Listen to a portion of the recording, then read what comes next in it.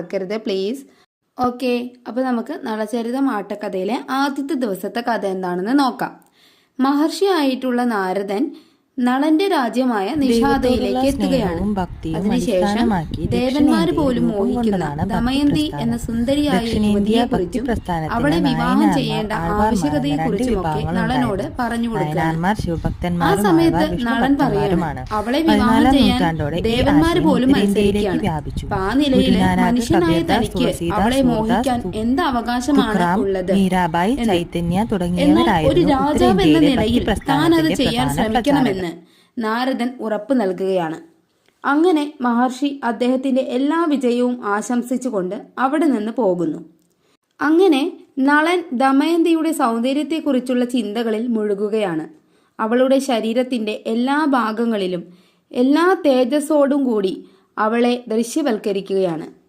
അവളുടെ സൗന്ദര്യത്തെക്കുറിച്ചുള്ള വർണ്ണനകളിൽ സ്വയം മറന്ന രാജാവ് അവളെ വിവാഹം കഴിക്കണമെന്ന നിഗമനത്തിലേക്ക് എത്തിച്ചേരുകയാണ്. രാജ്യത്തിലെ ചുമതലകളെല്ലാം മന്ത്രിയെ ഏൽപ്പിച്ച് മനസമാധാനത്തിനു വേണ്ടി രാജകീയ ഉദ്യാനത്തിലേക്ക് പോവുകയാണ്. അവിടെ വെച്ച് അടുത്തുള്ളൊരു കുളത്തിന്റെ തീരത്തായി വ്യത്യസ്ത നിറങ്ങളുള്ള 3 ഹംസങ്ങളെ രാജാവ് കാണുന്നു. അതിൽ സ്വർണ്ണ നിറമുള്ള ഹംസം നളന്റെ ശ്രദ്ധയെ ആകർഷിച്ചു. ദമയന്തിയെക്കുറിച്ചുള്ള ചിന്തകളിൽ അസ്വസ്ഥനായ നളൻ ആ ഹംസത്തെ പിടിക്കുകയാണ്.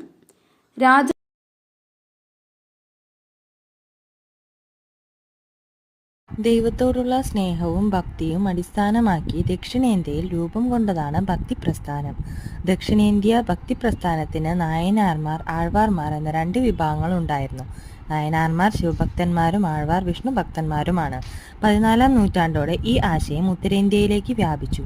ഗുരുനാനാക്ക്, കബീർദാസ്, തുളസീദാസ്, സൂർദാസ്, തുക്രാം, മീരാബായി, ചൈതന്യ തുടങ്ങിയവരായിരുന്നു ഉത്തരേന്ത്യയിലെ ഭക്തിപ്രസ്ഥാനത്തിന്റെ പ്രധാന പ്രചാരകർ.